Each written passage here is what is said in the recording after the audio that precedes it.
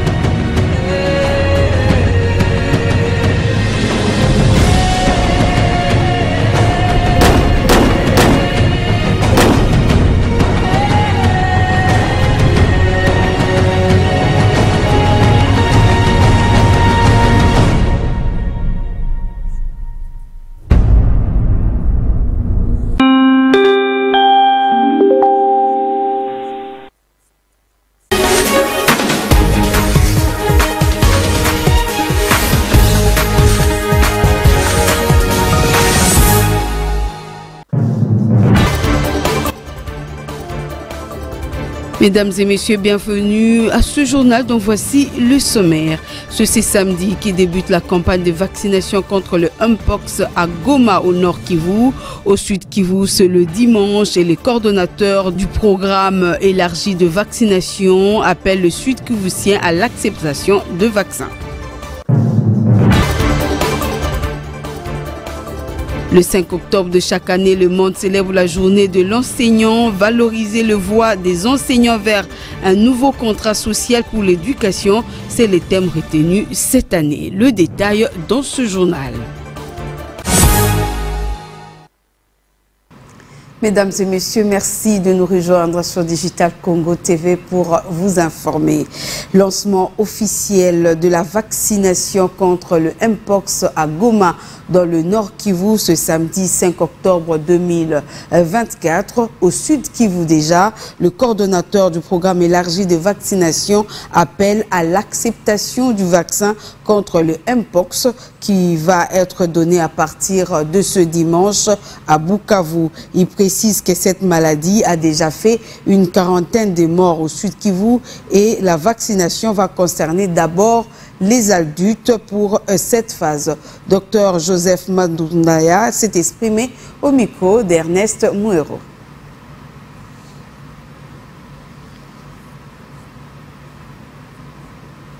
Je disais qu'au Sud Kivu, le coordonnateur du programme élargi de vaccination appelle donc à l'acceptation du vaccin contre le Mpox qui va être donné à partir de ce dimanche, donc demain à Bukavu.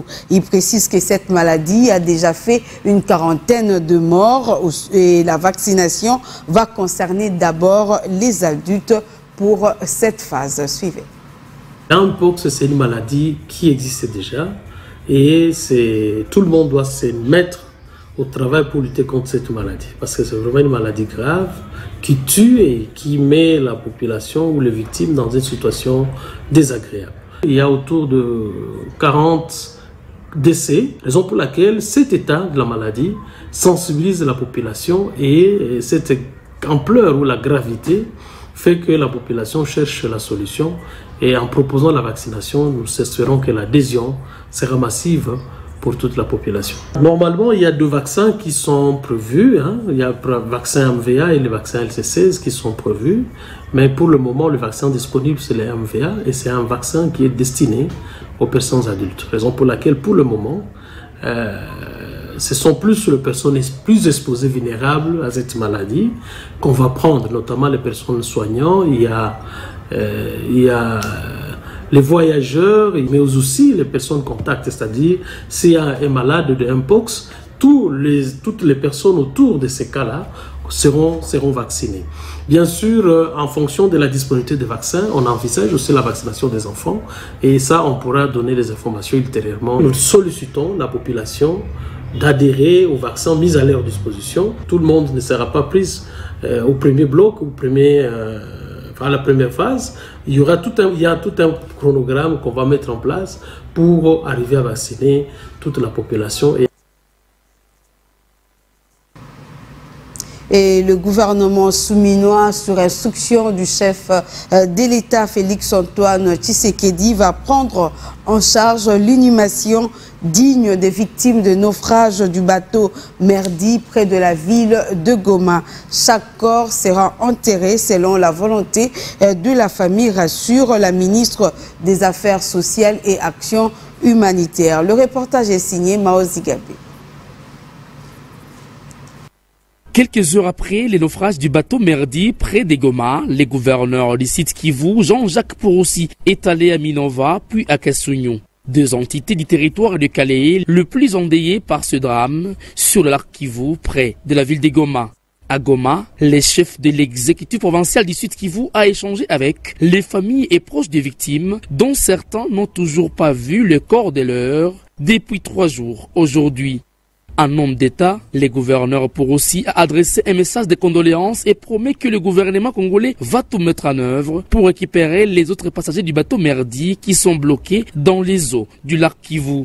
Il a par ailleurs reçu sur place à Kitoukou la ministre des Affaires sociales et Action humanitaire. Les deux personnalités ont échangé avec les proches des victimes qui demandent au gouvernement congolais de rouvrir l'axe routier Goma-Minova. L'État congolais va prendre en charge toutes les dépenses liées à l'enterrement digne de ses compatriotes ainsi que les frais de soins de santé des survivants, a lâché la chef de la délégation en visitant quelques survivants à l'hôpital de Kieshero. Et l'humanité a célébré ce samedi 5 octobre la journée mondiale des enseignants sous le thème « Valoriser les voix des enseignants vers un nouveau contrat social pour l'éducation ». À l'occasion, le secrétaire général des syndicats des enseignants, Augustin Toumba, a invité le gouvernement à valoriser l'enseignant congolais en améliorant ses conditions socio-professionnelles. Grâce à Ngitoukulu, Josué Ngoy ont signé ce reportage.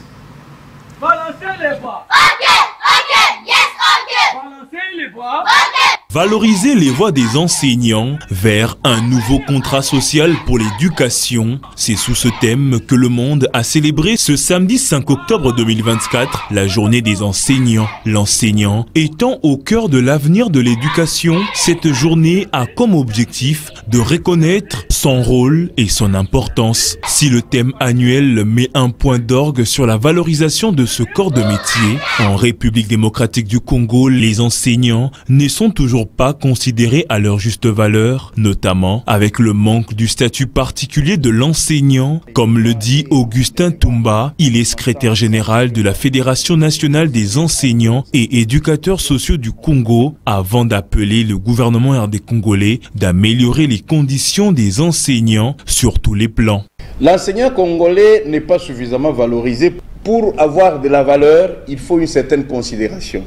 Déjà là, il y a un problème de salaire.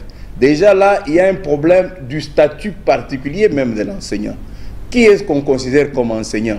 Vous n'avez qu'à vous promener dans les écoles. Vous allez trouver des gens qui ont été directeurs à l'école primaire pendant 30 ans. Aujourd'hui, on les fait comme jardiniers. Tout ça, ça fait que le statut de l'enseignant n'est pas respecté. Hier, comme vous le savez, un enseignant, c'était quelqu'un de très respecté dans la société. Il faudrait que l'on améliore la considération de l'enseignant, donc le valoriser sur tous les plans. Rappelons que le monde célèbre le 5 octobre de chaque année la journée des enseignants. À cette occasion, le secrétaire général de cette fédération, Augustin Toumba, a remercié tous les enseignants à travers le monde pour leur travail, cela malgré les difficultés.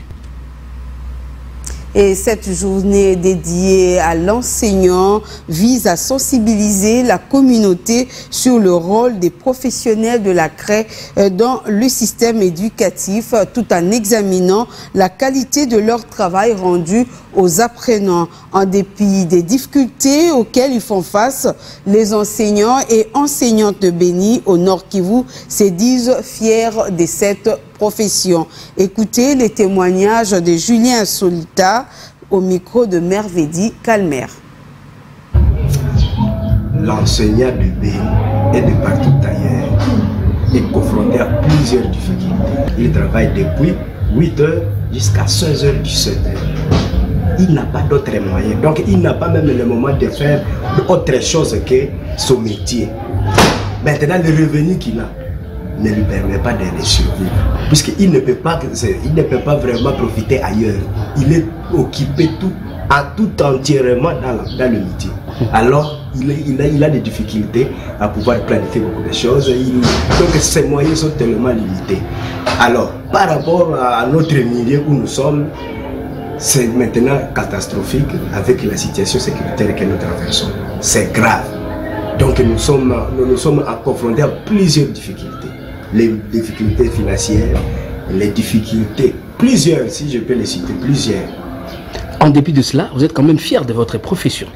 Oui, nous sommes fiers de notre métier. Vous voyez, nous formons les hommes, nous formons les personnes. Et notre joie, c'est quoi? Puisque ce sont ces gens-là que nous formons, qui ont pitié de nous, et des fois, ce sont eux qui nous réconfortent. Donc, quand ils vous trouvent, le respect qu'ils vous présentent, ils peuvent dire non, non, ça c'est mon enseignant, voici, vous allez prendre ceci. Nous trouvons que Dieu nous payera, puisque quand même, ces gens-là que nous sommes en train de former sont en train quand même de manifester une reconnaissance que le gouvernement nous pouvait montrer. C'est le gouvernement normalement qui pouvait montrer cela, mais malheureusement pour le gouvernement, il nous oublie. Les députés qui sont là, les gens, le président qui sont là, sont passés entre nos mains. C'est regrettable quand ils nous oublient comme ça. Nous disons, bon, ça se paye ici-bas. Dieu va nous payer un jour. Et eux seront payés un jour.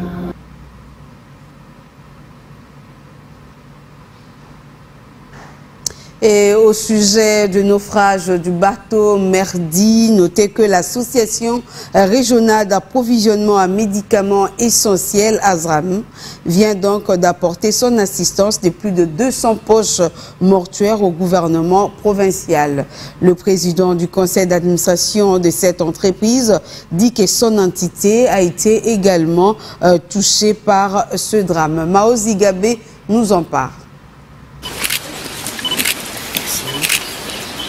C'est le vice-gouverneur du Nord Kivu, Jean-Romuald Ekokali-Popo, qui a réceptionné les lots de 200 sacs mortuaires, dont de l'association régionale d'approvisionnement en médicaments essentiels ASRAMES. C'est samedi 5 octobre 2024. La cérémonie s'est passée à la résidence du gouverneur des provinces. Ayant suivi avec tristesse les naufrages sur le lac Kivu près de Goma, cette centrale des médicaments est venue accompagner l'action du gouvernement. C'est avec une grande consternation que nous avons appris le naufrage du bateau Merdi ici dans votre entité, et ce problème nous a préoccupés comme ça préoccupe le gouvernement tant national que provincial. Et nous avons constaté que dans pareilles circonstances, très souvent, le gouvernement est non pas seulement préoccupé, mais a aussi besoin d'aide et de contribution de chaque enfant du pays. C'est pour cette raison que ASRAMES, votre entité, s'est résolue de vous apporter une petite aide. Pour les représentants du chef de l'exécutif provincial, cette aide de l'ASRAMES est opportune. Ce don arrive juste à point nommé et nous vous remercions davantage pour cela. Et au nom de son excellent le gouverneur de province qui est empêché, je remercie ASRAMES et tout le comité de direction pour ce don qui nous a été donné. Je vous remercie. Merci. L'association régionale d'approvisionnement en médicaments essentiels, ASRAMES, reste disponible pour apporter d'autres actions humanitaires afin de soulager tant soit peu la douleur des victimes du naufrage du bateau Merdi près de Goma et leurs familles. C'est bon ? Et c'est avec des California Club, un cercle puissant américain à Los Angeles, que s'est clôturée la DRC Week aux États-Unis d'Amérique.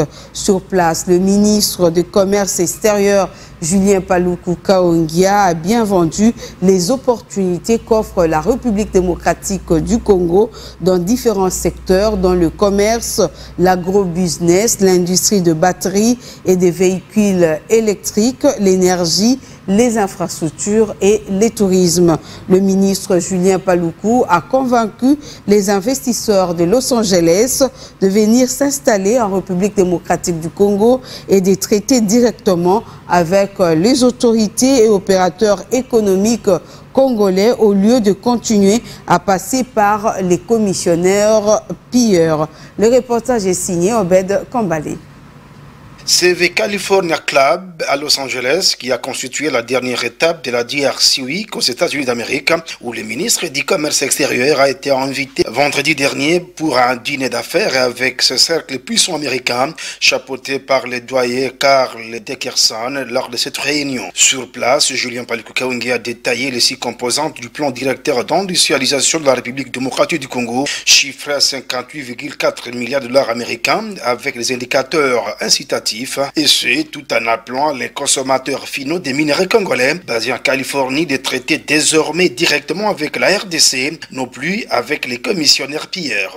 J'ai été reçu par la California Club, qui est composé d'opérateurs très importants ici à Los Angeles, qui sont intéressés par la RDC et qui ont voulu comprendre effectivement quelles sont les opportunités que le président de la République offre aux Américains à travers leur club, ce qui nous a permis de dérouler les différentes composantes de tous les plans que nous avons, partant du secteur énergétique au secteur des zones économiques spéciales, en passant par les infrastructures routières, ferroviaires, portuaires, aéroportuaires à reconstruire dans les pays, avec comme socle l'agriculture qui constitue le point d'encre du développement économique de notre pays. Et ce que je retiens de cette édition, qui est la première, la perception des Américains sur la RDC est en train de changer et les portes de l'air sont ouvertes pour qu'ils soient nombreux à venir accompagner la vision du président de la République qui tient à transformer notre pays et à faire de la RDC la locomotive du développement de l'Afrique. Nous pensons établir d'ores et déjà ces liens qui doivent exister entre les États-Unis et la RDC à travers différents secteurs. Également, le jumelage entre la ville de Los Angeles et Kinshasa, ainsi que d'autres villes congolaises, a été au rendez-vous. À l'issue de ces unions de travail, le ministre a remis un tableau qui retrace les différents minerais congolais au doyen Carl Deckerson et California Club. L'Organisation internationale des migrations avec le gouvernement congolais à travers le PDRCS viennent de lancer le travaux de réhabilitation de la route axe Kijaga-Rugongo dans la chefferie de Bavira. Ce lancement s'inscrit dans le cadre du deuxième volet du projet de soutien au processus de paix et stabilité à l'est de la République démocratique du Congo. Un projet d'appui du PDDRCS mis en œuvre par l'OIM avec le financement de l'Union européenne. Ernest Mouero a signé ce reportage.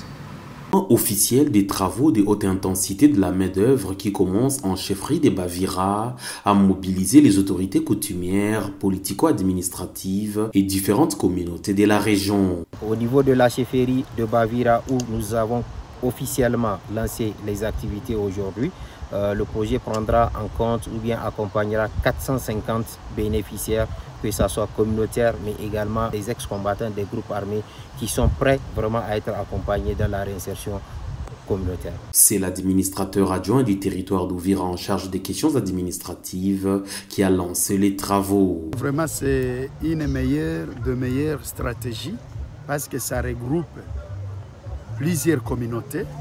En travaillant ensemble, il y aura une sociothérapie solide. Les travaux de cette route qui relie les groupements de Kijaga et Rugongo long de 8 km vont être exécutés pendant plus ou moins 50 jours. Nous venons saluer l'initiative du chef de l'État et nous considérons que nos amis de l'OM sont comme le médecin qui viennent en rescousse de malades.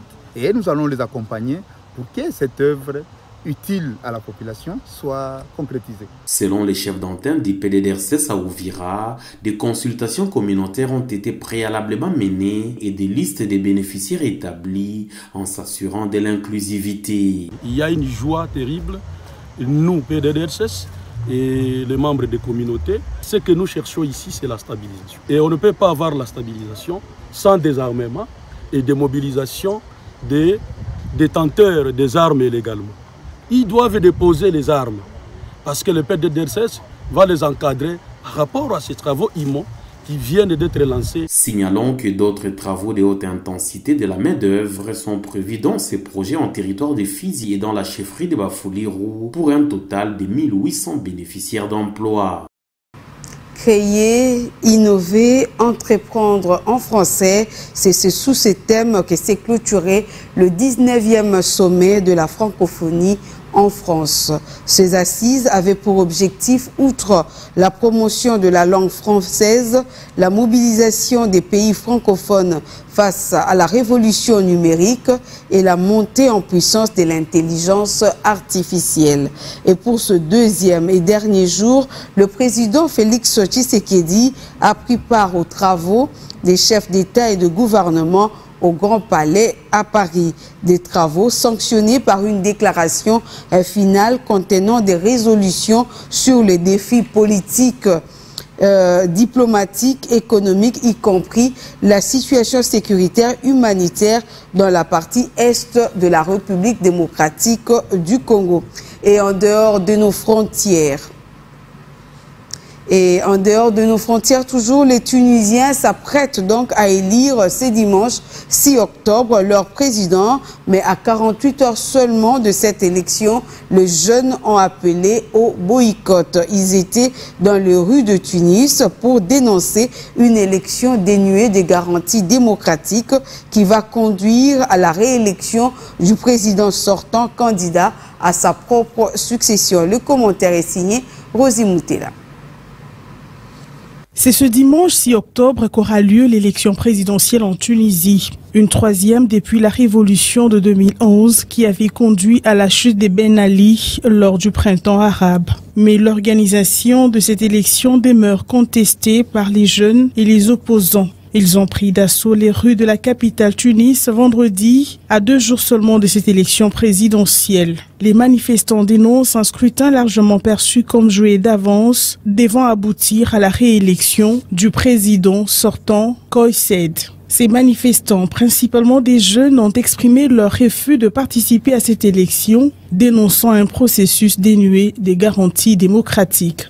De son côté, l'opposition qui soutient ce boycott dénonce les actions controversées de l'autorité électorale nommée par le président sortant et candidat à sa propre succession. Il s'agit notamment de l'arrestation de plusieurs candidats, accentuant ainsi le climat de méfiance à l'égard de l'élection. Pour rappel, Kais Saied, élu en 2019 en tant qu'outsider politique, avait alors promis d'inaugurer une nouvelle Tunisie en donnant plus de pouvoir aux jeunes et aux gouvernements locaux. Toutefois, ses actions depuis son accession au pouvoir, notamment la réécriture de la Constitution pour consolider son autorité, ont suscité des vives critiques tant au niveau national qu'international. Fin de ce journal. Merci à vous de l'avoir suivi et bonne suite de programme sur Digital Congo. Au revoir.